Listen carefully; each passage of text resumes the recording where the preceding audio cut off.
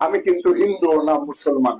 আমি জন্মগ্রহণ করি মানুষ হিসাবে, তারপরে জাতিসত্তা হিসাবে, এরপরে 7 দিন পরে আমার মা বাবা মৌলবী হিসাবে ডাহে। আমি মুসলমান হইলে আমার ছেলে হইলে আমার বাবার নামটা রেখে দিয়ে দেন। ওই যে দিন থেকে আকিকা করলো, নাম রাখলো, সেই দিন থেকে আমি মুসলমানের ঘরে জন্মগ্রহণ করার কারণে মুসলমান হইলাম। সম্প্রতি নিজের ধর্মীয় পরিচয় নিয়ে দেওয়া এক বক্তব্যের কারণে নতুন করে আলোচনায় এসেছেন এমপি ফজু পাগলা। সম্প্রতি এক বক্তব্যে তিনি বলেন, আমি কিন্তু হিন্দু না মুসলমান।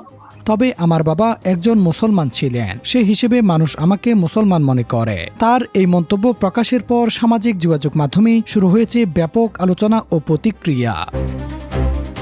অনেকেই তার বক্তব্যের ব্যাখ্যা জানতে চেয়েছেন, আবার কেউ কেউ এ নিয়ে নানা মতামত প্রকাশ করছেন। বক্তব্যে ফজু পাগলা আরও ইঙ্গিত দেন যে তিনি নিজেকে প্রচলিত ধর্মীয় পরিচয়ের গণ্ডির মধ্যে সীমাবদ্ধ রাখতে চান না। তবে তার এই মন্তব্যের প্রকৃত অর্থ কি সে বিষয়ে বিস্তারিত ব্যাখ্যা দেননি তিনি। এদিকে তার বক্তব্যকে কেন্দ্র করে বিভিন্ন মহলে আলোচনা শুরু হয়েছে।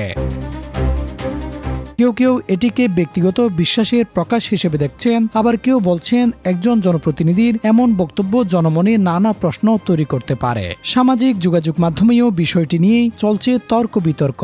সমর্থক ও সমালোচক উভয় পক্ষই নিজেদের অবস্থান থেকে মতামত দিচ্ছেন। সব মিলিয়ে আমি হিন্দুও নয় মুসলমানও নয় এমপি ফজু পাগলার এই বক্তব্য এখন রাজনৈতিক ও সামাজিক অঙ্গনে আলোচনার অন্যতম বিষয় হয়ে উঠেছে।